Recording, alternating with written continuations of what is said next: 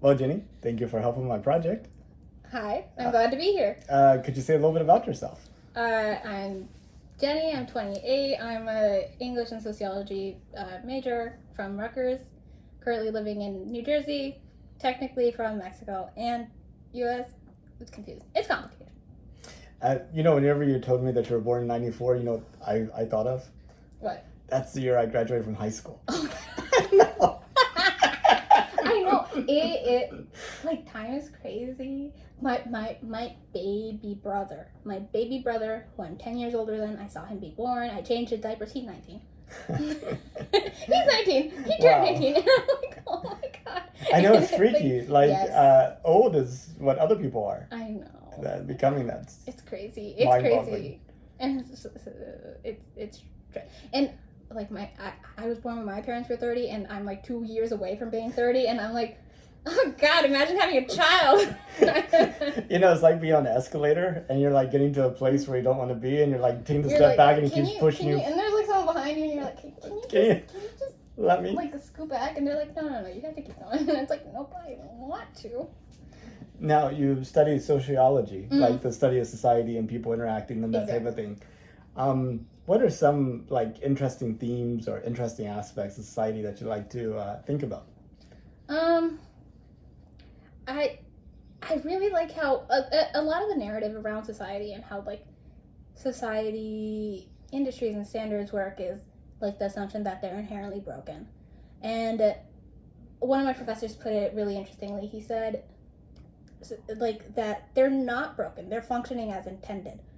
Like they were meant to do a certain thing that maybe is not super helpful to a certain set of people, but is helpful to another set of people, albeit be it racism or economic or like just trying to like help a subset of people and then accidentally like make it harder for other people. And then all those policies kind of intertwine, and a lot of like policies and politicians and stuff like that get like a rap for like, oh, they're trying to be evil. But the truth is that they have hundreds of years of policies that people have tried to bandage over, and now they have like 50,000 band-aids and they can't peel them off.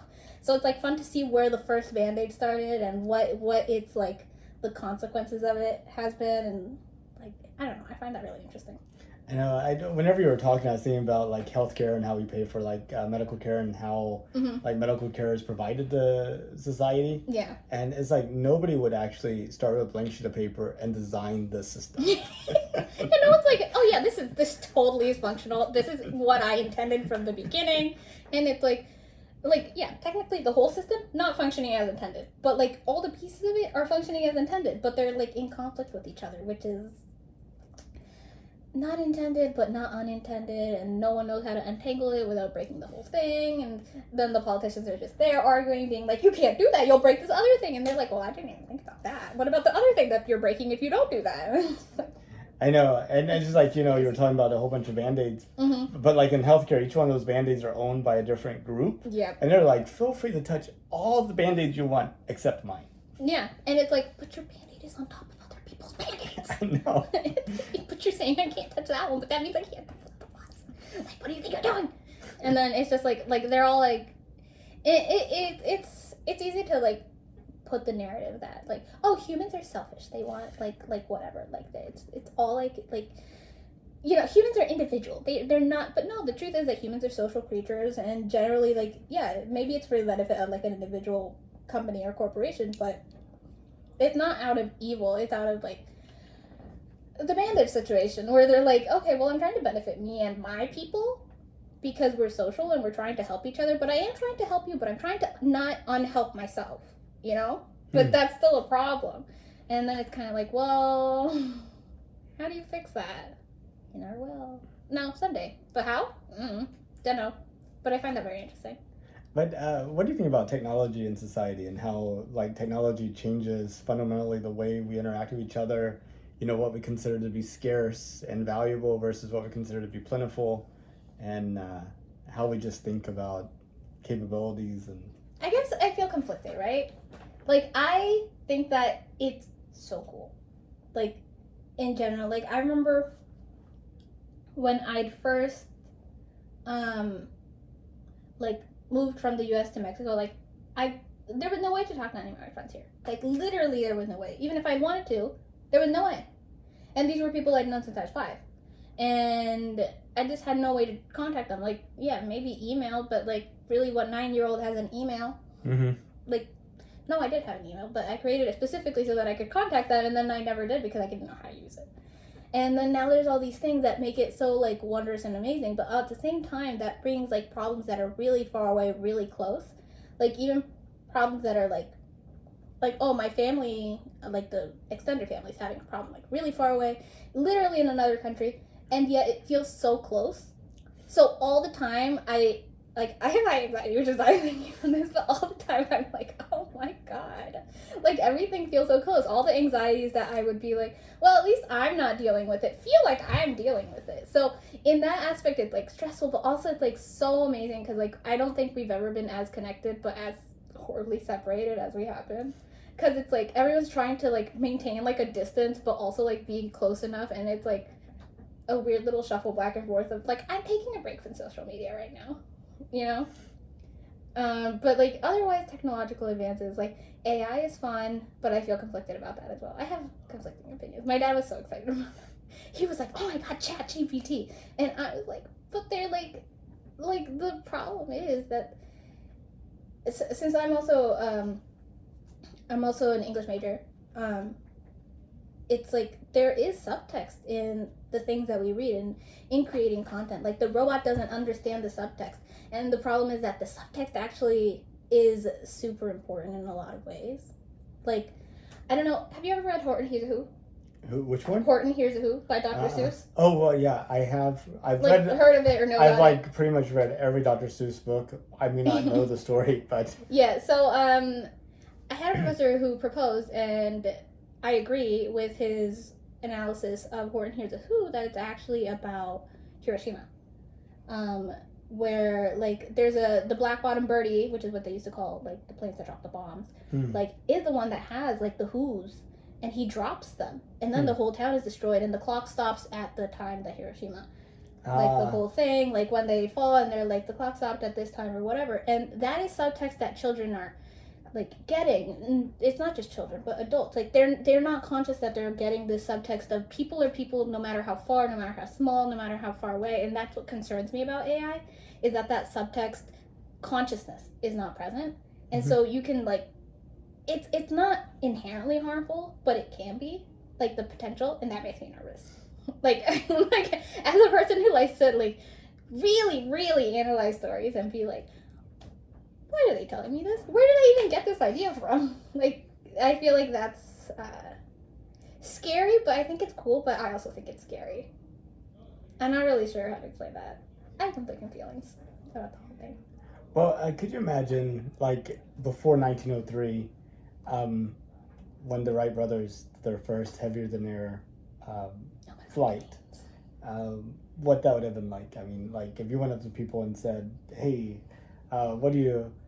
how many airplane trips do you plan to take in your lifetime? You know, I mean, most people, how do you think they would respond?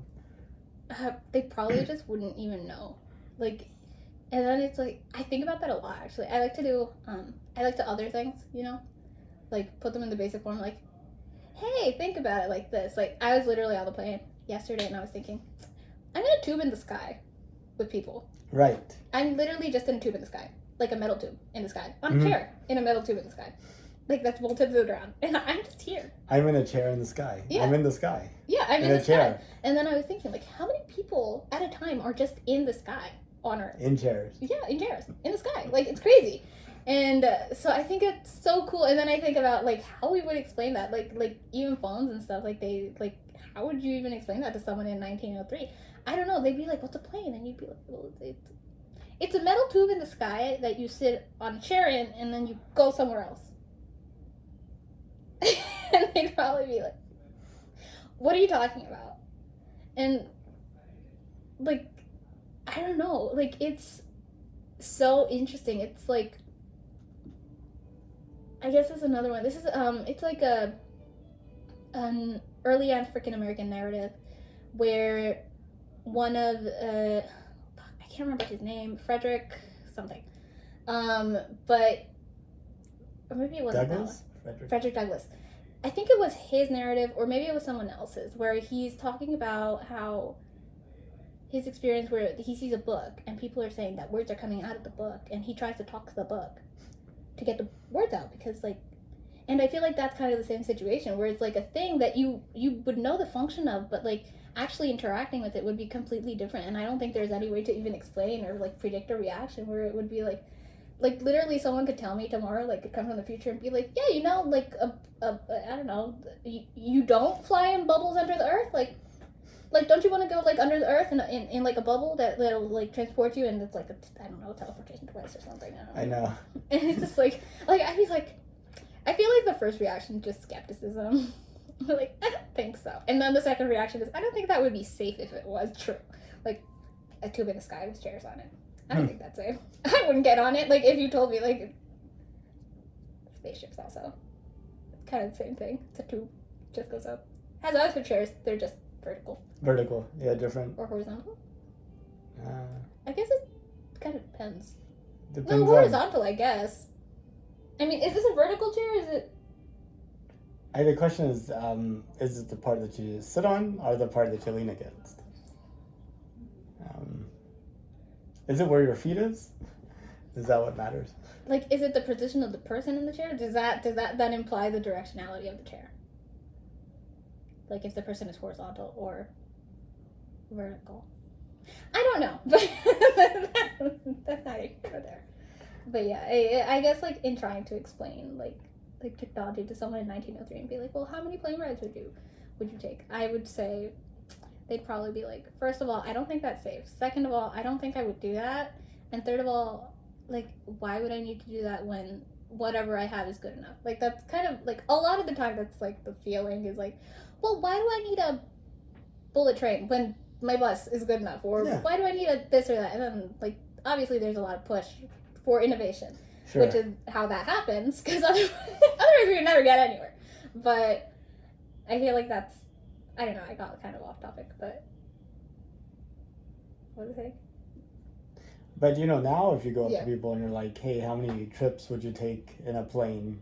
People would probably have like a number for you. They'd be like, I don't know, maybe 75, 100, 200. No, I don't even know. I don't even know how many plane trips. I'm pretty sure I was on a plane before I was born.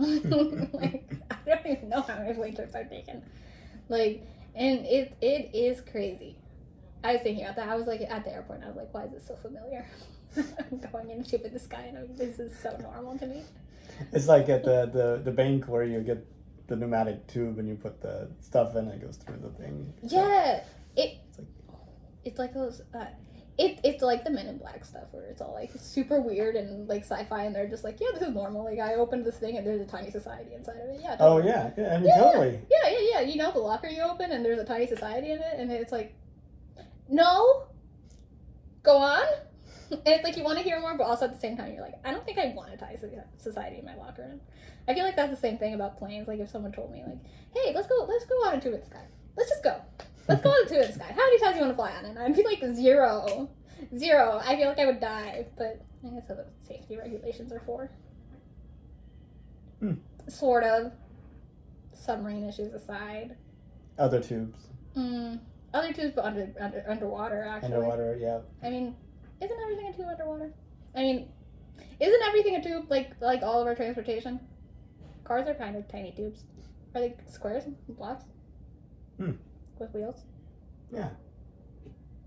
Not really tubey. It's more blocky. Yeah. I was thinking minivan, you know? Minivan? Mm-hmm. I feel like those give me two vibes. Or the Wienermobile. Do they have those? Oscar Mayer. Limos. Limos. Or I guess, no, I've seen limos that are like trucks. They look so hideous. They're like a truck and it's just like long and it's like, why? Why would you do that? But I guess they do what they want. But I feel like there's a time before like 1903 and I mean after 1903, before now, when people kind of knew about planes, but it wasn't like so permeated into society. Yeah. And like the final form, or the form that it is today that's so ubiquitous, wasn't like in everybody's mind. Yeah. And you could really have interesting conversations with people about planes. Yeah, I guess it's kind of that thing where it's like before a lot of things are mainstream, a lot of the time, I don't want to say they're military applications, but they're specialized applications of things, right? So like before there's a tourist submarine, there's a military submarine probably because of the research thing. And like the planes, I feel like most of them were less passenger planes and more military planes or like bomber planes or like utilization planes for utility, like I don't know, transport planes. Or delivering mail. That was like a big application, I think, early on. Yeah, stuff like that. So I feel like it kind of like, at least I feel like that eases it because it normalizes it. It's not like jumping you into like, submarines are normal travel now. Let's go. That'd be kind of neat. It would, but I think people would be like, I don't know if I want to go in your submarine, man. Like no one's ever done this. But at least if you like start with like something like more usable, more normal, you're like, oh yeah, I know submarines. Like they do things. They go places and they do things and they're fine. They probably won't explode in the Titanic. They're fine. Versus the unknown of maybe it will explode. And I feel like that's kind of what happens with planes. I don't know. I would have to look up the history, but I feel like I remember a lot more, like, you know, planes dropping bombs on people versus people like, oh yeah, they left England or Europe or whatever on a plane. Like, no, my grandpa, he left Spain during the Spanish Civil War, and he left on a boat. Like, like his family left on a boat. Like, they didn't go on a plane. He definitely didn't go on a plane. I don't think he even had access to a plane. But now it's like, no, yeah, like my cousin's husband, he also fled a civil war from Turkey, and he left on a plane. He left on a plane. Like, he straight up left on a plane. He got out of the country and then he got on a plane and then he went to Mexico. So it's that I feel like that's kind of interesting how it like progresses, normalizes. It's kind of interesting to be like in that period where the normalization happens, like where it goes from being like fringe and specialized to being like a common part of society. I remember when I got my first iPod. My first iPod. Well, okay, so not my first iPod, I guess. It was the iPod Nano, and it was a super flat one, but it had a game on it that if you turned your phone, the little marble would move. And you could go through the whole maze by turning your phone, and I was astounded. Right. I was literally like mind boggled, mind blown. I was like 12, and I was like, it's like a real ball. There has never been anything cooler than this. Like, anything. Like, yeah. Like, I was like amazed. Like, I could not believe that was a thing that could happen. And then, like, if you showed it to me now, I'd be like, yeah, it's common. Like, yeah. it's like, come on, it's a lesser version of the Wii. Whatever. And the Wii was like 15 years ago. Like, right. Oh my god. It's really crazy, like really crazy. And we have, since we moved around a lot, we have a lot of old technology at our different houses. Sure. Because we never packed. We would just like be like, we'll probably come back, and then we would just we would come back and we'd have those big monitors, and we'd look at it and be like, I don't think I can even connect anything to this. Like, I don't think we can even. I don't know how to play DVDs anymore. I don't have a DVD player. I went to school and we had floppy disks to like put our school projects on. The 3.5 inch. Yeah, little plastic. The square ones. Yeah, and like now that's not a thing, and it's like so now it's like I know. Or just not there, like in the cloud, like in the cloud, straight up, and it's so cool. But if I tried to explain that to me, like, I think I would be as disbelieving and astounding as I was until I held that iPod Nano in my hand. And it was literally like I just remember how mind blown I was, because that was the first time I'd seen something that was a screen that knew what it was like. Sure. That reacted to gravity. It was nuts. I was like, oh, like this is changing everything, and I was like, Star Trek was right. Like, my parents love Star Trek. I grew up on that. And I was oh, really? Yeah. So you saw, like, I guess, is this Star Trek 3? Now it's Star Trek 2 was the Wrath of Khan. 3 was Search for Spock. 4 was the one where they go back in time and The whales? The whales. Yeah. And- I watched all of them. First Contact, the whole thing, all of them. I haven't watched all of the series. Those are kind of spotty. I watched most of Voyager. Like, my parents are like fully sci-fi. fully. I watched the Sci-Fi Channel as a child. Like, other people went to school and like they were like, I'm watching Gilmore Girls. And like, did your mom watch Gilmore Girls last week? Did you see what happened? Like, that was crazy. And I was like, did you see what happened last week on Star Trek Voyager? Like, that was nuts, right? Like, the transporter incident? Whoa. Well, And then the other kids were like, I was just trying to be normal, and they were like, what are you talking about? And that's when I found out that, like, not everyone's family watches, watch the Sci-Fi Channel, like, on repeat. Like, we had, like, recorded Star Trek episodes, like, the whole thing on those VHSs and everything. so when you realized that, what was your reaction?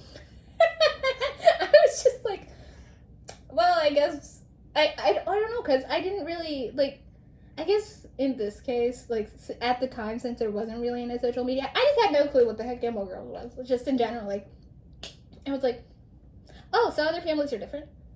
Oh, well, that's weird, but alright, like, I guess. It sounds fake, but okay, what do you even watch? Yeah. Like, there's other stuff? Like, I was so little, I didn't really have access to anything else or anyone else, and I was just like, what do you mean you don't watch Star Trek or Stargate? And, like all of the, like, the guy with the Kyle XY, the guy without the belly button, and the 2200 Lost in Time or whatever the heck, and I know way too many sci-fi movies. And, like, I was just watching those, like as I was growing up, like, I don't want to say, like, they were my Disney, but that's not, like, that's not the case. Obviously, I had Disney movies and kids stuff and whatever, but it was, like, I feel like there's a little difference here. Like, I'm like, yes, my dolls are going to space, and like, they all had helmets. hell yeah. Yeah. I mean, they didn't, but they didn't sell those, at least at the time. At least not in a suitable price range. And probably just the same exact doll, like 3 times over in a spacesuit. But it was kind of like a little bit of a, I wonder what everyone else is doing. Like, it was just like, not really sure what's happening. But at this point, I'm kind of like, yes, I am watching Star Trek Discovery. Yes, I am watching the new season. like, yes, maybe I have a problem, but we won't talk about it. I was just thinking about that scene in Star Trek 4 where Scotty goes back to like the early 1990s, and he's having to use a computer, and he's like so used to talking to it, and they're like, oh, you gotta use the mouse, and he picks up the mouse and starts talking to it, and he has like no clue about how to use. That's actually so interesting because so I worked as a paralegal for a little bit, and like the first thing they asked me was, do you know how to use computers? And I was like, do you think I'm 80? Yeah. Like, of course I know how to use computers. And then I read an article. Actually, I read a couple articles because then I looked it up. And it turns out that a lot of people under like 20, 21 don't know how to use computers. Like, they straight up like iPhone it away.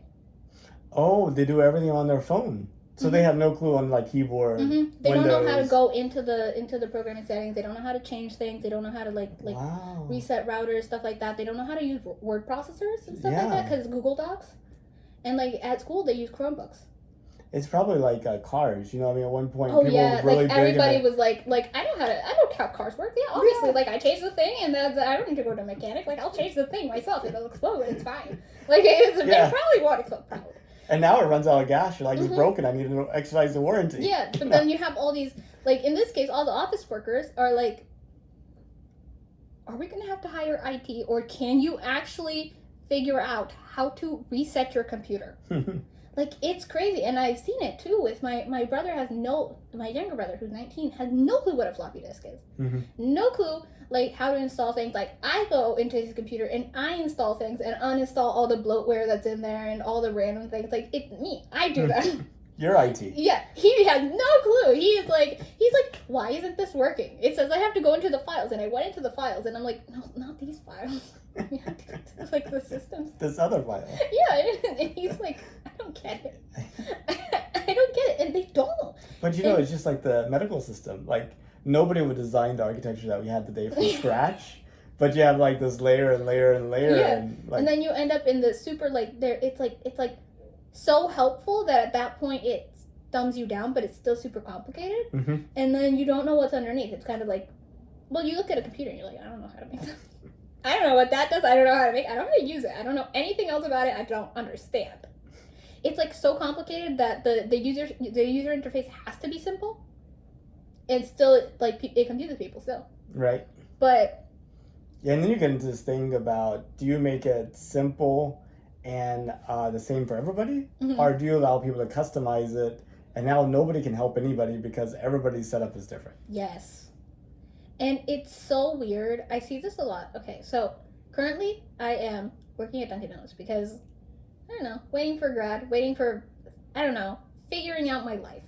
But I noticed immediately that their computer system, trash. Absolute garbage. Mm-hmm. Like, not only does it freeze all the time, but the menus are not intuitive. Like, the whole thing is, like, the most unintuitive thing. Like, it's like you're trying to find muffins, and there's, like, bakery section, but they're not there.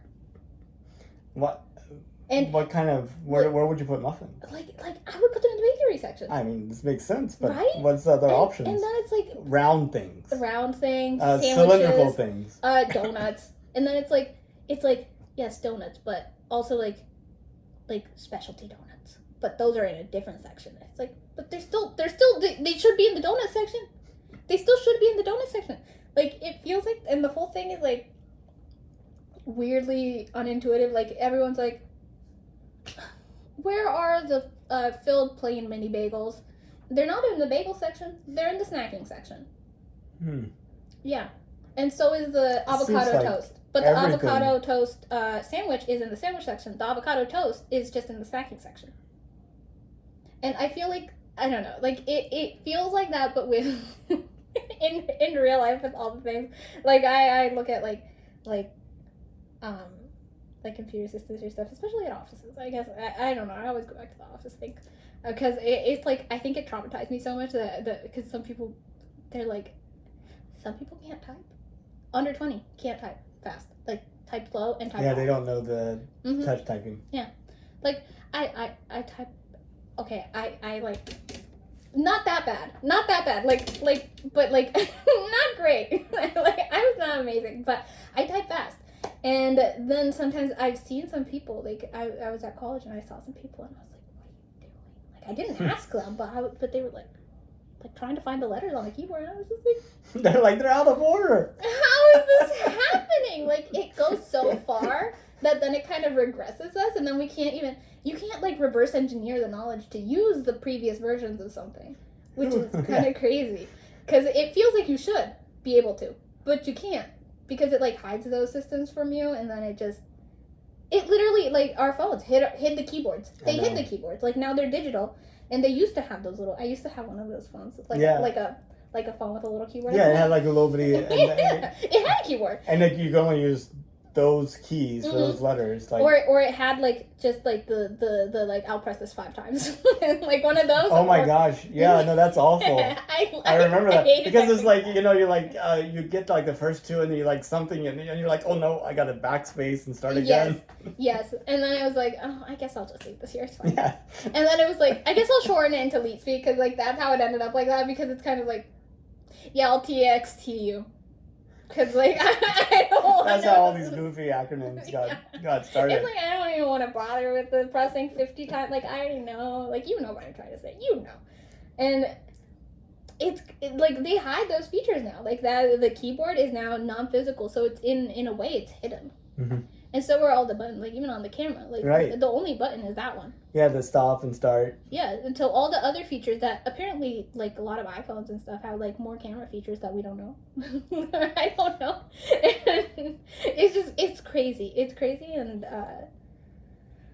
I don't know. Technology is nuts. I think about it a lot just because I open stuff and I'm like, Oh, this is an old phone of mine. I don't know. I know. And I remember also, like, when I was a kid, like, my dad had a Palm Pilot. It was an HP, like, Palm Pilot. And it was amazing because he downloaded Lemmings on it, and I loved playing Lemmings. And I remember he could open it, and he had Excel, and I thought that was the coolest thing because he had our budget, like, on Excel on his Palm Pilot. And I was like, that's so cool. And he, like, had a little calculator on his wrist. Yeah. Like, and I was like... But did it have, like, the little keyboard? Yeah, a little keyboard. Like a little keyboard, like that, like 3 thing. lines Yes. of text, and you could... It was so fun and so good, and now I feel like... I feel like it's so minimalistic that it's regressive in a way, because you don't actually understand the features, just see the features or are amazed with the features, but also it's so normalized that that's not necessary. Like, it's not necessary to have all the amazement and the filling and stuff like that, because then you're just adding noise. So it's like the aesthetic and the ease versus the utility and the knowledge of how it exists or where it exists or what it's doing. Which is why they will pry this out of my cold dead hands. I have an iPhone that still has a button. It still has a physical button. Okay, it's not actually a real button, even. Oh, really? You can press it. It's a vibration. Oh. I mean... It's a sensor that Sure. If the phone is off, it does nothing. Oh, you can't feel that click? Nope, it just... Really? Yeah. I can turn it off. It's ridiculous. But they'll pry this out of my cold dead hands. I'm telling you. Yeah. This has a button. Like... A real... it has... It has that button. Like, I don't have to hold it up and be like, please look at me. Or touch it. Or be like, please pay attention. Right? And Like, you can feel the circular thing around it. Yeah, like, it's a pretend button, but it's still a button. It's still a button. Mm-hmm. It has a actual space. It has borders. Yeah, so again, in the minimalism kind of thing, they get the button. This is the last iteration of the button. Yeah. Where it's not even a real button. And they were like, we'll just give you the illusion that it's a button. This is your transitional button. This is, it's the fake button, but it's like... This is help to wean you off, you know. We know I you'll have withdrawal. I do understand maybe why they removed the button. I did spill something on one of my iPhones, and it did go in the button, and then it broke, and the button didn't work. Wow. That was kind of tragic because it's an iPhone and it only has one button. And the liquid went into that button. Yeah, that was well, needless to say, I didn't have that iPhone for long, but I also broke the screen, so it was kind of like already kind of busted. It was fine, but technology's crazy. I know, and you know, I feel like that this decade is the decade where we'll have like this transformation in regards to space and access to space. Like, and right now, you know, it's you see like billionaires taking trips to space, and you see. And that's how it starts, really. Like, again, it's the like specialization, like the utilization, the okay, they're going to space travel, they're going to grab something, they're going to like it's tiny things that start it, and then it keeps going, and then. Obviously, the people with money are pushing it. That's fine, you know. They have the money; they can do it. Like, if I was pushing it, like, what? I don't have that kind of space money. But I do think, like, that could totally happen. I never know, because I feel like.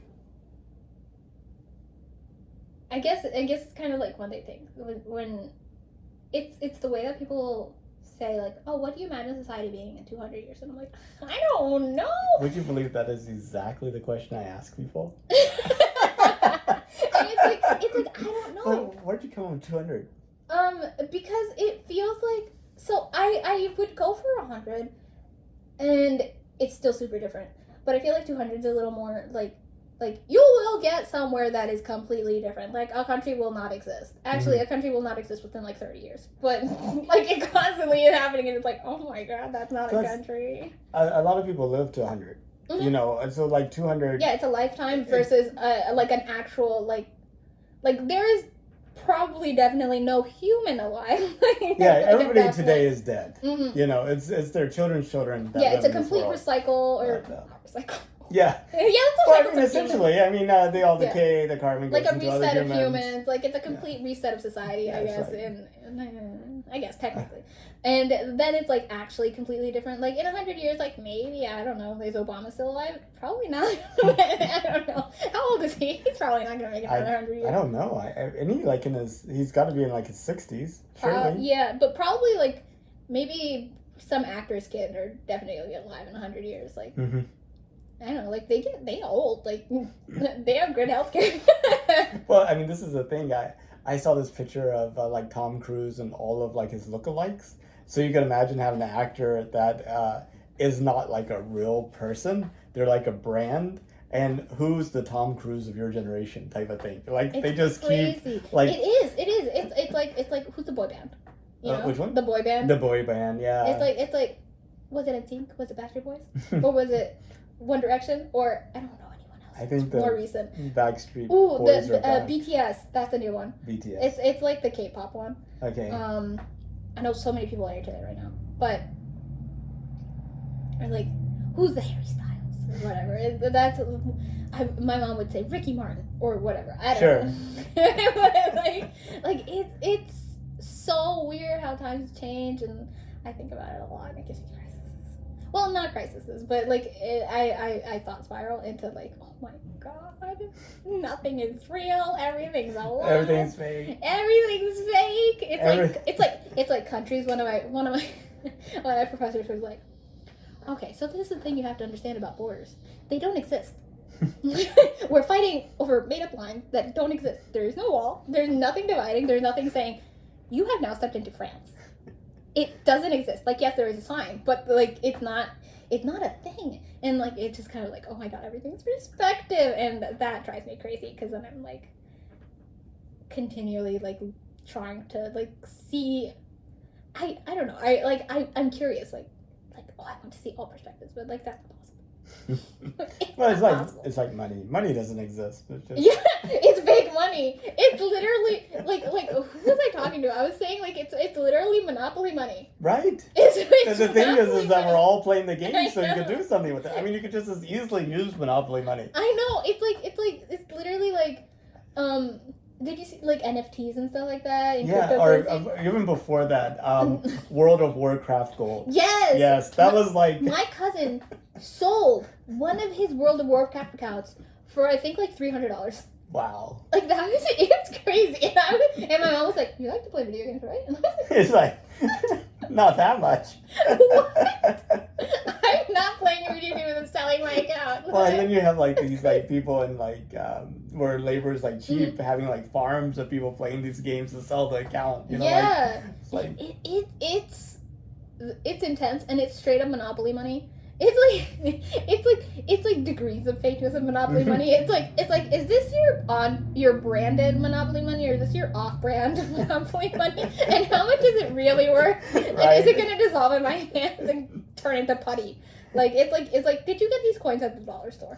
You know, those little Right. like not real coin, the coins like. have you ever felt like an English pound, like a pound coin? I don't No, it has know. some heft to it. I might have. I Feels- don't know. Coins are weird. I feel weird about coins. Because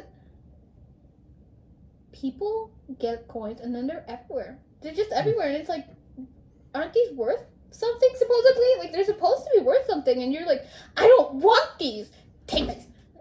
Like, some guy came Like through. pennies. Yes. Oh, you've experienced this a lot in your. Some guy came All through the the time. drive-through, and I was like, "Your coffee's $2.55," and he turned around, reached into his console, grabbed 2 fistfuls of coins, and handed them to me. And I was like, "How much is this?" And he was like, Should be more than 255. "It was not. It was lots of pennies." Oh, was it? It was terrible, and there was a line of like dead guard behind him, and I was like, "I'm not dealing with this right now." And I grabbed my coworker, and I was like, "I can't do this. I can't do this." Like he, I was like, "I don't think this is enough," and he reached in and gave me another fistful of coins, and it's like there's some sort of value loss in coins that is just from being a coin, but it's still not, and it's so weird. It's like reputation lost. You're using a coin. Oh, wow. You know, like people will literally tip us $1 in coins just because they don't want to keep the coins. Huh. But they would not tip us $1 in dollars, like a paper money. You have like a really, you're like living and or working in a research area for your It's sociology. so fun. You know, like everything. Like, yeah. It's so fun. I mean- It's such a weird insight into society because like people don't. You don't think about the drive-thru worker. He's not looking at you. He is. I am looking through the drive-thru window and I'm seeing what you're doing. And you are ordering a $4 cup of coffee. You're ordering a $4 cup of coffee and you're filling it this much with milk and this much with coffee. Mm-hmm. You're ordering this much $4 of coffee. Why? Like, it's so weird. And then they're like, the people who tip are the people who are like, I know how it is. I used to work at Dunkin'. And the people who don't tip are like, they're just, like, sometimes they're regular, sometimes they're not. And we had one who was like, oh, I'll come back tomorrow, but tomorrow I won't have, like money, so here, keep this $5 and then, like, half tip today, half tip tomorrow. And I was like, that's not how that works, but okay, thanks. I appreciate it. I'm also working tomorrow, so I guess that works out anyway. But, like, it's so weird. And all the coins just go into the tip jar. We're like, okay, here's your change. And it's like, they're like, keep the coins. And it's like, it's still money. It's still worth money, but it's worth so little fake money that they don't care. Even though, like, after a while, like, if you probably added up a week of those coins, like, it would be like, I don't know, like $15. Are you tempted at times to go, I'm sorry, and somebody gives you like a $20 for a $5 cup of coffee, and you're like, I'm sorry, all I have is quarters. And you're like giving them all the quarters and you just... I wish I don't have enough quarters. We did have someone through the drive-thru and we were like, okay, here's your coffee. It's like $4. And she was like, do you have change for $100? Yes. Like, it hurt me. But yes. Yes. We do. Because we have those people. And then she was like, it's just I want change for $1. I want change for $100, but like I don't know where to get change for $100. Like, I don't want to go buy something that's $50 to get $50 back. And she's like, so normally I just go through drive-thrus and like get something small. And I'm like, that's not nice. Like, I didn't say that to her, but I was like, like She's like, what's the cheapest thing on your menu? Basically, Yeah. she bought like a small iced coffee and it was like $3. It's $3.50 something. Like, too much. But still, it's like. And then she like hands me this dollar bill, and then she like tells me that that's like what she does. Like she like gets 100 bills, and then she's like, "What do I do with this? Probably buy something smaller so I can break it up." But then you're making me do this. Like, you're making me pull out like okay, let me count this. Okay, 20. I'm out of 20s. Okay, now 5s. Oh, I'm out of 5s. Fuck, 10. No, and now it's like 1s. The next person comes through. Do you have change for a 1? Nope, we're completely out of change. Happens all the time. And then we run out of pennies, and it's like, I'm sorry, I'm missing pennies, and they're like, I don't care. And like, they don't care about the pennies. Like, they're like missing like 10 pennies, and not 10 pennies at the time. They're like missing like 9 pennies, let's say, and or 4 pennies. I guess the maximum amount is 4 pennies. That depends on if we have dimes or if we have nickels. Which isn't always the case. Sure. And they just don't care. Like, if you say like, oh yeah, I bet if I said like, oh, I don't have 25 pennies, like they'd be like, it's fine. But if I told them I don't have a quarter, they'd be like, That'd be an interesting psychological experiment. Yeah, it's like the value of a 1 versus a 25. Sure. Even though the 25 is just a 1, and physically, like 25 pennies feels like more than 25 cents. Mm-hmm. Probably. No, yeah, I counted money. I'm like trying to think, because it's like more quantity. Sure. But it's still like, you look at it and you're like, Yeah, I have to keep up with it. I'm going to lose it. It's going to go between the seats. It's going to get stuck on the bottom of my cup holder. And good. Yeah, I stepped on it. I found one outside. I'm not even going to pick it up. Yeah, Lucky I'm not penny. Somebody else can pick that up. I'll just put it in the tip cup. It's fine. Sure. Let them deal with it.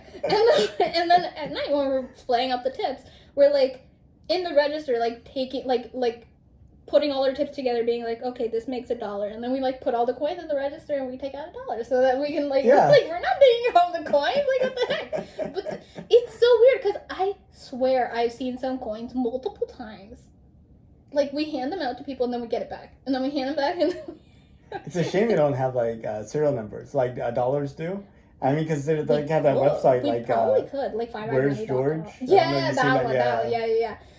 Like, there's $1 we have every once in a while that says 25, Like someone wrote $25 on Oh, really? like on the side of it, they wrote 25, and I was 25, and then a money sign, and I was It like, may have been like a stack. like yeah, a stack And then of money. somebody like wrote 25 Yeah, on the stack. but I've seen it Yeah. multiple times during multiple weeks, and I know I've handed it out to people, and we get it back.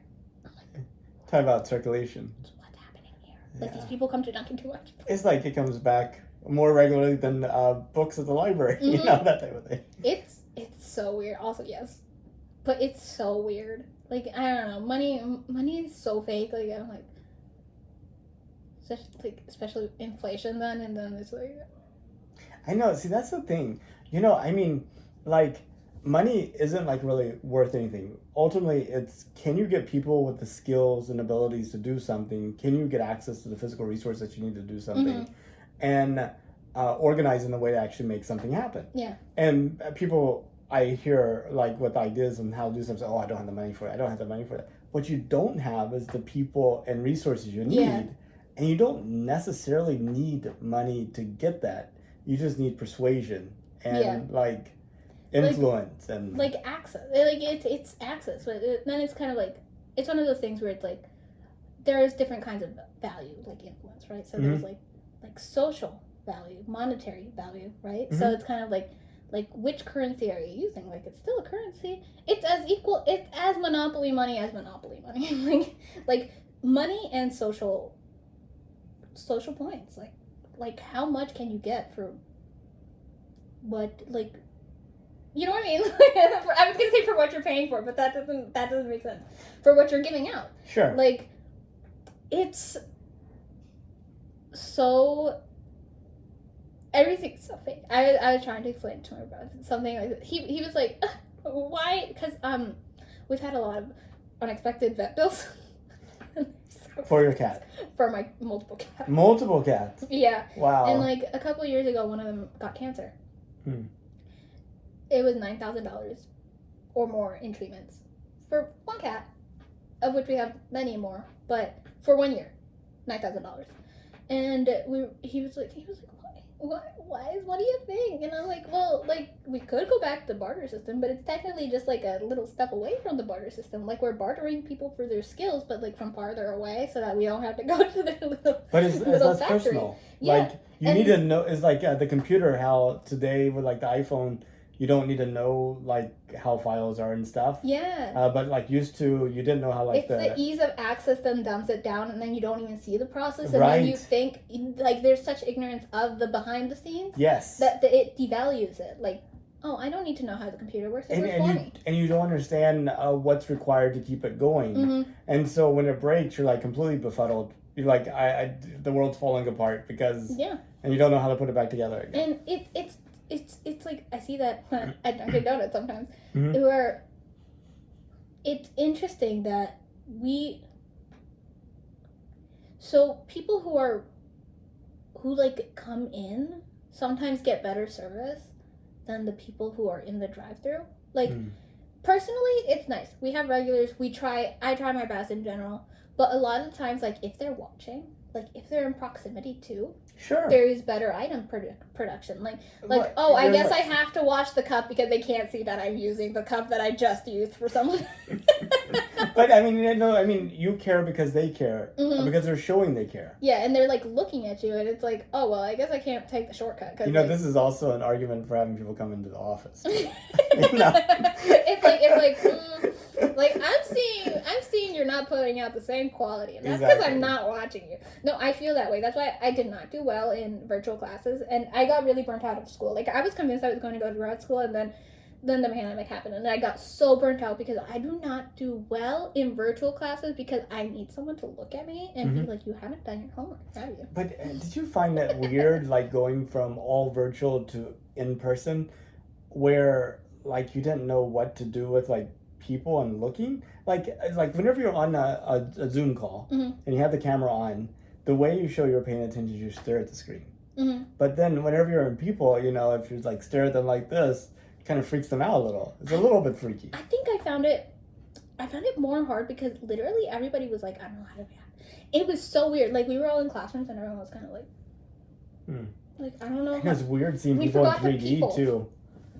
You know? We forgot how to people. And, like, that year was, like, so bad for everyone. And when everyone came back, like, everyone looked like they'd been on a bender. And, like, everyone looked like... It was, like, a whole semester of being hungover. Like, it looked like that. Sure. But, like, emotionally. Uh-huh. And so, like, like, one of the professors, like, he clearly loved his class. He clearly loved his topic. And yet, like... I remember, like, it was near the beginning of the semester with him, and he was talking, and then he, like, looked at his watch and looked at the clock, and was like, oh, it's not over yet. And I was like, what? You can't say that, you're the teacher. And it was just, like, that was the whole thing, and that it made it super hard with the masks.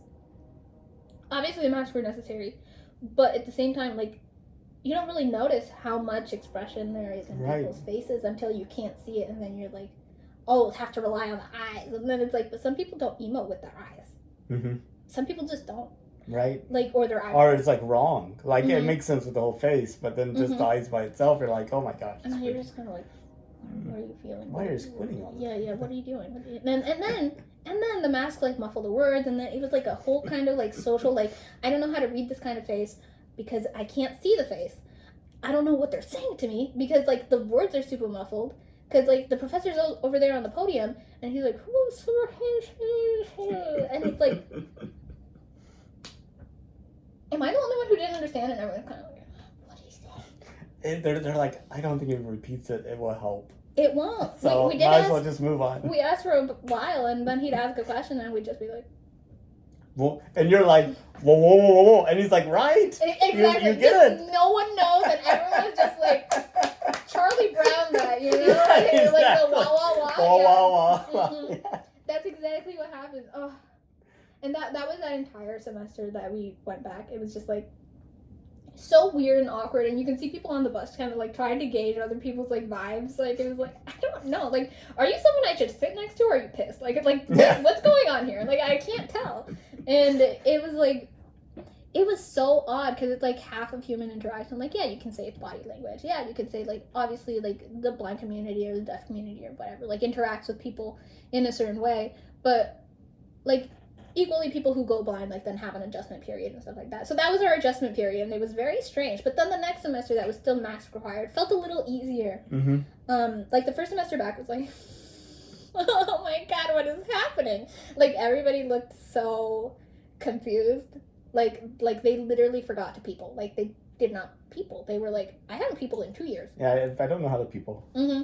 And then like in like that was fall semester 2021 22 2021 I don't know. It was the first semester back, and then the next semester because it was spring 2022 that then was like much better. Like there was like people were like, oh, I'm warming up, I'm feeling it, I'm understanding. Okay, like people like they can smile like with their eyes sort of, or like people were like, I noticed that people were like making more extreme gestures to be understood. Like I'm a very hand talker, or like a like a motion talker, but I know a lot of people aren't. But I noticed that now that I know them after they've taken off their masks, it sounds so metaphorical. They've taken off their masks and now I know about it. But like it sounds so metaphorical. But now that we've spoken without masks, they don't do that. They don't move in that way. They were like overcompensating to not be misunderstood. Oh. And it was because I have my friend Sydney. She has like the most deadpan voice, monotone, like her face, even like the whole thing. She's so funny. Like she's the funniest person I remember because she just says like the funniest stuff, like but deadpan, straight. So she was just like it was hard to like get a read on her, especially in the mask. So she would like over express so that like people could understand, because she like is not going to make the expression because she can't, or well she can't, but it doesn't come naturally. It's like way too weird, and like her voice is her voice. Like you can't really do much about that, but you can like over express with your body a little bit. And then she honestly doesn't move that much when she talks. Like now when I've seen her like with the mask off and everything, like she's just like, hi, how are you? like no movement, nothing. So that's it. Also, I don't know. It's kind of like, how are we making ourselves understood? Like, I know when I was wearing a mask, I would make sure to like really squint at people and be like, "I'm smiling. Yeah. I'm smiling." Did you draw a smiley face in your I mask? didn't. You did. Okay, so my mom really liked to label all of our masks with our names in the corner. Mm-hmm. And I had an experience where I put the mask on and then I walked around and then I guess the mask got sweaty or something and then it transferred to my face. Oh no. I just had a reverse J. Yeah. A reverse JM and I was just like, Maybe not. maybe I just will. And then I was like, do not draw my mask, please. Leave it alone. I'm fine. It doesn't matter. I'll just keep it in my room. Don't touch my mask. And she still kept doing that, but it was a very interesting experience going from Zoom to real life. Well, from real life to Zoom, to then back to real life because Zoom sucks. Like it's hard to get a read on people. Half the time, you think people are paying attention. No, I was in my group chats for like we had groupies. Because otherwise you wouldn't socialize with your classmates at all. So, like, people would start making GroupMe's, and eventually one of our classes banned our GroupMe because people were organizing Among Us games in the GroupMe. So there were, like, 5 Among Us lobbies during the class. Oh, okay. And people were just, they were just playing Among Us. And, like, in the phone, in our GroupMe, they were, like, talking about the Among Us game that they were playing, but you could see them on the screen. They're just looking forward, you know. Wow. They're playing it Like really intent. They're like, I do not think this is the most interesting part of the lecture, but they're really interested in this. Yeah, and it was like a huge class, so there were like it was like one of those like 300 people classes, Sure. and it was on Zoom, and so like there were like literal multiple lobbies of people playing like Overwatch or Among Us during class, and you could not tell. Like it was so weird. And it was like, and then I just felt so awkward because, like, what if I'm one of the people that's on the front page? And then, like, now I'm just being watched, and now I have to, like, pay attention, but I'm playing Stardew Valley in the background. Not always, just sometimes. Sure. One time I straight up took a nap. I got tired. I was like, I'm at home. I'm in my bed. I'm taking a nap. And I just stayed on the call for, like, way too long, and I had to log out. It was just me because the class had ended. But I don't like Zoom. I didn't appreciate it, and I didn't like that. I don't vibe with it. It's not my thing. But some people liked it, which I was like, why? They could play Among Us. Yeah, they were like, it gave me so much time to do things. Yeah. Like during class. Exactly. But it's like, I'm especially one of those people who, I talk a lot. Surprise! No one will know. How would they know? I'm glad we're telling them. I know. You'll never know. It's been 57 minutes. Oh my god. Your mind was like, don't make this. She's like, you could just do 2 minutes. You could do 2 minutes, not 2 hours. You could do 2 hours. You're like, I'm doing 2 hours. It was half a joke, but it's just I know myself, and this is what happens. Literally, even at job interviews, I'm just there, and they're like having fun talking with me, and then we're like, oh, it's been 2 hours. And I just, is that like your standard length? I don't know. It's my standard short time frame. I'm like, oh, short yeah, time. you want to have a short chat with me? Yeah, I've got 2 hours. 2 hours. I can do 10 a day. Yeah, 10 short chats a day. That's exactly. it. That's where I draw the line. Sometimes I think like, oh man, someone should hire me to be their friend. Yeah. Like, I could just talk at the. And then my friend was like, you should just stream. Like you can talk. You can talk. And I was like, you're right. But I'm not gonna do that. But she has a point. I can just talk by myself. I'll go. Have you ever thought about doing stand-up? I've thought about it. I have horrible stage fright. Oh, really? Stage fright. Yes. I will throw up and cry. Okay. I've had stage fright since I was a child. That sounds so funny, actually. it's like the comedian with stage fright. Like it's just I go up on stage and I'm like, excuse me, and I start shaking, like I can't get a joke out, and it's like, is this part of the They're show? like all laughing. They're like, man, you're it. Come back. I know, like look at me, I'm doing it, Mom, I'm doing it. No, like. You know how kids have like choir and stuff, like as a child, like they put all the kids on the stand and they're like singing the national anthem. Anyway, what happened is I was like 6 and I started crying and I had to get my mom to pick me up. They had to call my mom because I was freaking out. And it wasn't like it wasn't an individual thing. I was Right. It's like losing my group. mind. Yeah, I'm not a public speaking person or public face person. I do well in like social interactions, I feel like. But there's something about the pressure that gets to me. It's like the pressure of the horrible knowledge that you're being observed. Sure. Like by multiple people Mhm. who you May or don't may know. not know. And Yeah. even if you do know them, it's like, oh God, they're going to find out I'm an idiot. You know?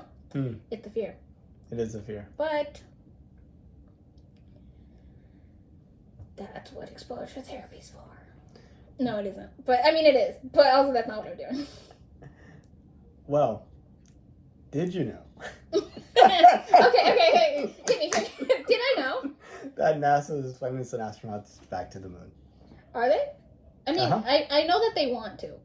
But is it like going? Yeah, absolutely. In fact, last year in Mhm. November, they tested the rocket with the capsule that will take them around the moon. And they've selected 4 astronauts to go on their first trip around the moon since 1972. And they've announced those You know 4 that are. wasn't the moon, that was Arizona. and they're supposed to be taking that trip next year. Their rocket's being built right now, and then in 2025 I we're just want supposed a moon to. rock. Okay. Like, I just want a moon. You know, like, Mhm. I feel like okay, so this is one of my things that I have conflicting feelings about. I'm like, okay, let's go to the moon. But first, could you make sure the ocean is safe?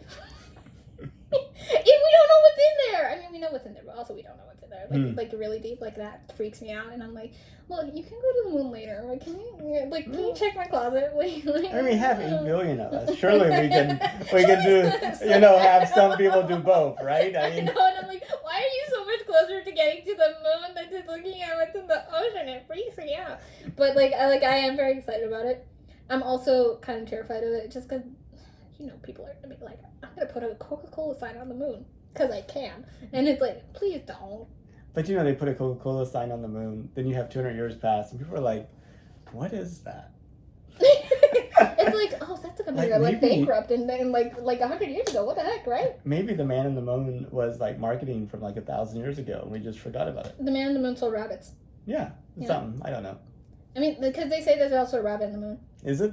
Yeah, I think that's like a Japanese thing. Okay. Where there's a rabbit in the moon, instead of like a man on the moon, and I'm just like, yeah, it would make sense if it was like a combination. Like, a man on the moon sells rabbits. Why not?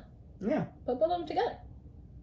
But I don't know. Like, I feel like it would be so cool to like be there.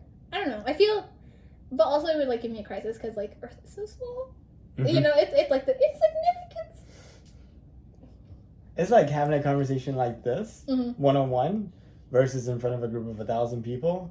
That's sort of like the difference between being on Earth and then seeing Earth from the moon. Yeah. It's just like, down here, yeah, theoretically it's small, but it's so small, Yeah, like I'm an ant, but like I'm in my anthill, and, Yeah. and I can't see my anthill from here. All I see is ants everywhere I look, Mhm. That's kind of it's. I don't know about these people things that you talk about, That's what the ants are saying to each other, Like, what are those? I don't know. I've never seen The ones with the spray bottle. It's like, oh, shh. Oh my god, they can't even act. It's a tornado. Like they're like the natural disasters. Yeah. It's not even people. They're just like, oh god, the weather's bad again. Yeah. What the heck? It's flooding. It's oh my god, it is flooding. The water's poisoned. What happened? A volcano, surely, or I don't know, a toxic spill. Be funny. I mean, that's less natural. But Like the ant news channel, like like news for ants. Can you imagine like producing that can't daily? imagine. I can't imagine. And today in the news, 5 ants got stepped on. Or 5 ants got squashed by falling boulders, the size of a small boulder, the size of a large boulder. You know? We've issued the humans an ultimatum that Yeah. if they don't stop it, we're going to invade their house or something. I don't know. We are in the process of invading our house currently. It is not going well, but we are trying. We are recruiting people. Please sign up at post. And we are currently looking for Jerry Carlson. Jerry Carlson? if he was supposed to be exploring the north end bedroom, if you find Jerry Carlson, please let him come back because we need the information that he scouted for. And then you see like he's like there and he's like high on sugar or something, and He's it's like he never came back because he was like, you'll never imagine what I found. It's a box of Oreos. This could be hilarious. Honestly, yes. That's what I wanted B movie. Well, that's kind of what B movie was. Oh yeah, that's true. But like for ants. Uh-huh. But I feel like ants have more potential. Okay. More comedic potential. Because they're like there all the time. It's like, oh, an ant. Another ant. I mean, it's like Minions are almost like... They are ants. Yeah, kind of. They're like... They just don't have a queen. They got... I mean, Gru's the queen. Gru, yeah. Gru's queen. Sure. Queen Gru. I mean, why not, right? But... Why are we talking about ants? The Man on the Moon, the ants, the existentialism, the rabbit, the long... Yeah. So, I think it's like... This is like when you get in your car, and you're like, we're going to this place, and you like start talking. I literally earlier made Leo miss a turn. Like he was driving and he I don't know. And you're like, how did we get here? Where were we going?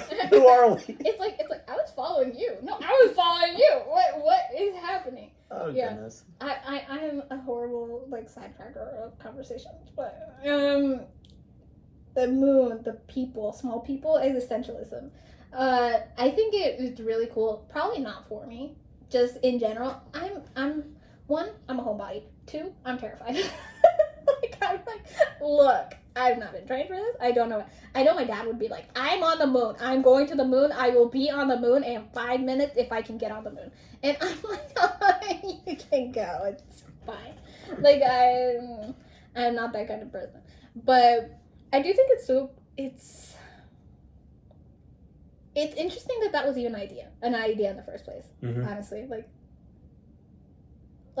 who was the first person that looked up and was like, I want to stand on that? Who? And why?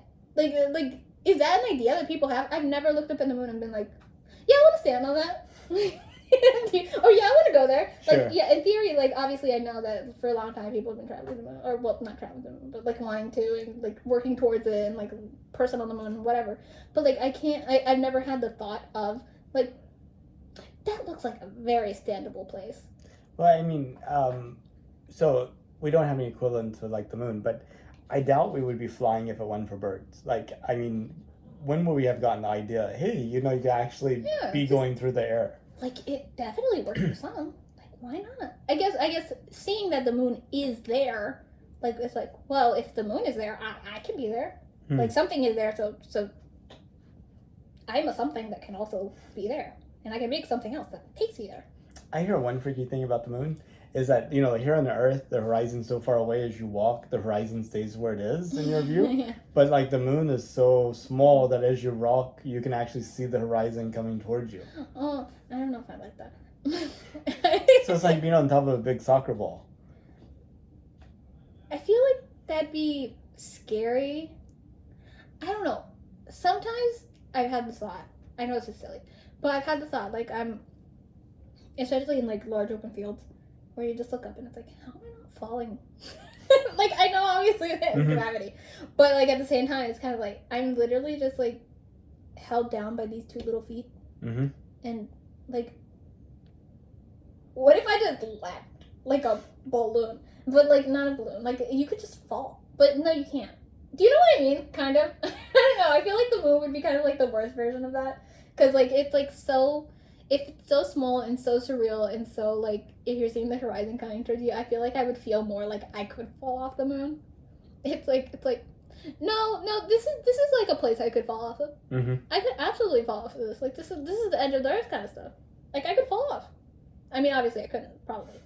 Well, I say obviously, but, like, you never know. No, I assume that there's no way to fall off the moon. Likely. No, I don't think so. Yeah, it doesn't sound like a thing that can be done, like falling off a planet. Mm-mm. Do you see Star Trek as our future? Like, realistically, I mean, do you think at some point humans are out there? Probably. I feel like that's a thing that we would want to do. Like previously said in this video, I am like convinced that humans are social creatures, right? Like, and we're also explorative creatures and curious creatures, and so traveling in groups through an unknown area is not an unknown concept to people. So I feel like if it was physically possible, absolutely, just watch all the random ship boats, space boats. I don't know. I mean spaceships, but like you know, of people just like around, because that would be totally a thing we would do. Like, yeah, absolutely. Like if it was possible, if it was reality, and if it was safe, yeah. I mean, even if it was not completely safe, but I would totally see that happening.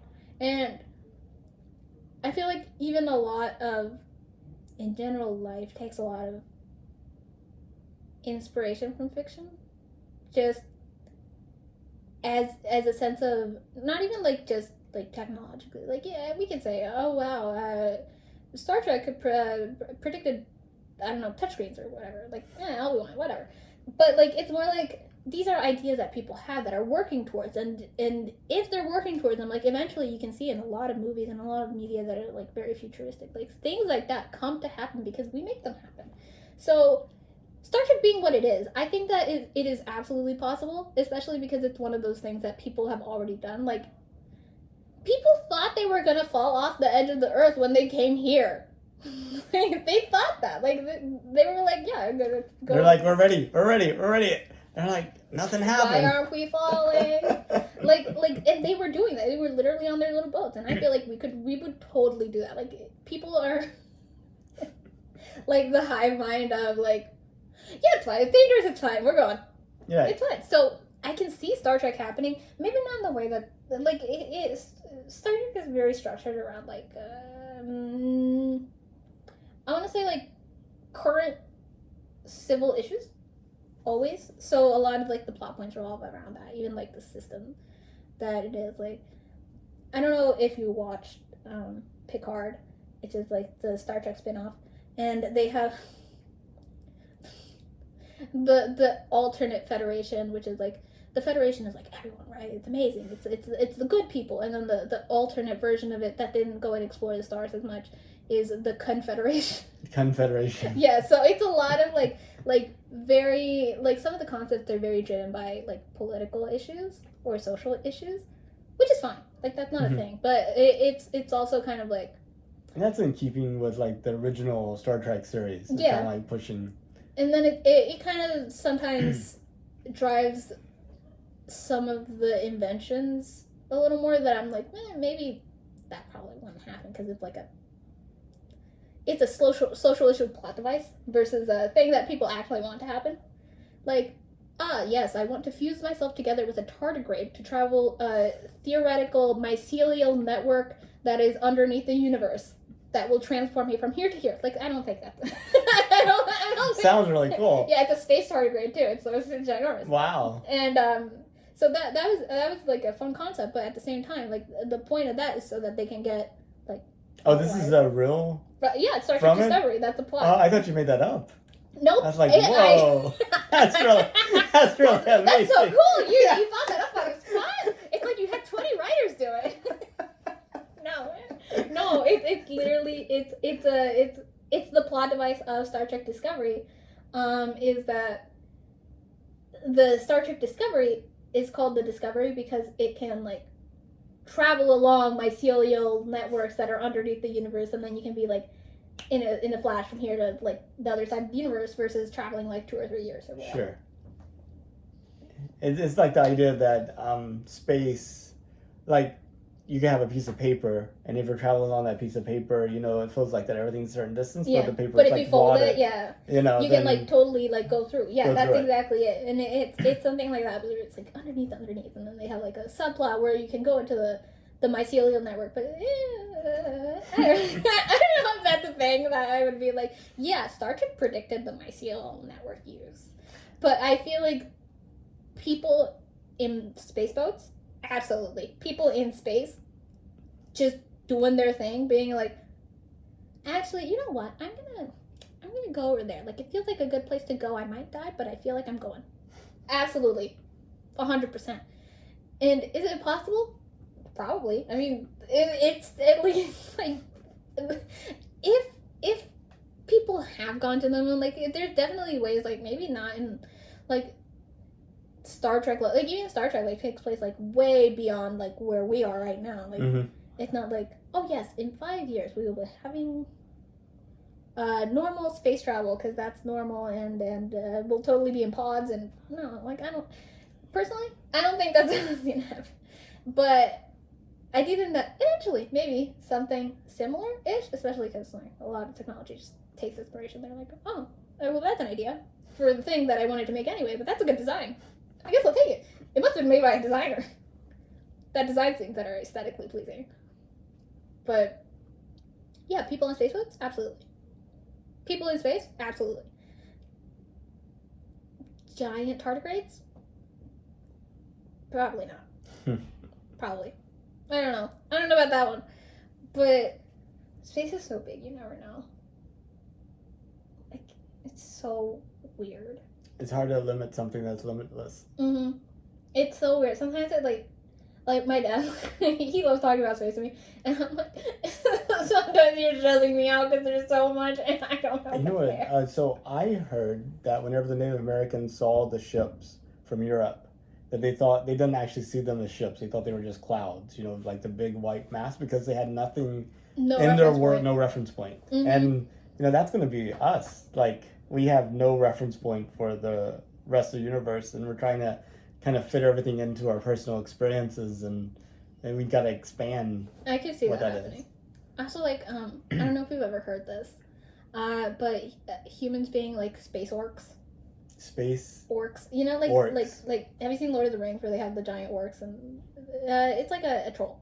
Okay. Right, the giant sure, like under the bridge, and yeah, like there's no way you can kill it. It's huge. It's hardy. It's not very smart. And I like the idea because in most of our fiction, even like right now, like if in theory I think about like an alien, I think about, oh, it's gonna squish us. It's probably gonna kill me, probably. But then I think, like, oh, humans are so cool. Like, have you read the 3-Body Problem?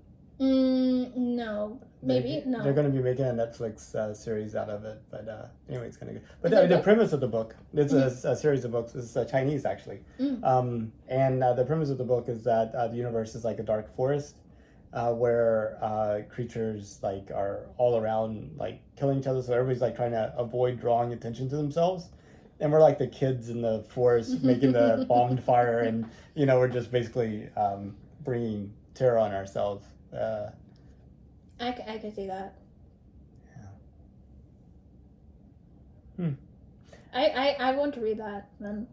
I recommend it. I think you would love it. 3 Bodies of Water, or the 3-Body Problem. The 3-Body Problem. Where did I even get Bodies of Water? I was like, bodies something. How's 3 Bodies of water? How's 3 water? 3 lakes. Yes. Did you read the lake book? The lake book? What lake book? The 3. The 3 one. The one with 3. The Lake Michigan. The other one, then the other one. Like, how'd you get that? We'll never know. Yeah. Like Lake Susquehanna. It's like, no, that's a river. It's like Mississippi. That's also a river. It's like, you ever watch Jerry Seinfeld? I didn't. Okay. But he did write B-Movie. He did what? He was in B-Movie. Oh, he's a B-Movie? Yeah, that's true. That's true. But there's this one episode where they're, like, remembering something in the past. And, like, everybody has a different idea of the topic. Like, there's, like, this book that was, like, key to the thing. One person thought it was, like, Tropics of Cancer. The other one thought it was Tropics of Capricorn. It's, like, little goofy stuff like that. But it's just, like... It's like, that book, what was it? No, we have that all the time. Oh, my mom is our largest perpetrator of renaming things. Jersey Mike's, the sandwich store? Yes, yeah. J.C. Mark's. J.C. Mark's. I like it. All the time. We should go to J.C. Mark's. And it's like, what are you talking about? The sandwich shop, J.C. Mark's. Jersey Mike's? Jersey Mike's. Oh, yeah, that one. Yeah. She's like, stop criticizing me. And it's know what? I do that all the time, too. And you know what my response is whenever people, like, correct me? It's like, no, you're wrong. No, I say, so you know what I'm talking about. Exactly. It's like I communicated, Yeah. like it got across. It got across. That's part of the goal, and I achieved it, so I didn't lose. Exactly. There And we go. My mom more goes along the line of like, stop criticizing me, okay? Like, don't even. You know I do this. Like, it's like I can't even think. JC Marks. There's like so many random things that my mom just like it's completely renamed a completely different thing. Oh my god, my ex-boyfriend Iggy, and she would constantly call him like I don't know, something that was not Iggy. And Iggy's not that bad. She was like, Eggy? And I was like, no. I mean, close enough. But then it was like kind of like, oh, Hitty. And I was like, no. Okay. I think we got to wrap this up. We probably could talk forever. Anyway, thank you so much. Really appreciate your time. You want to say bye? Bye.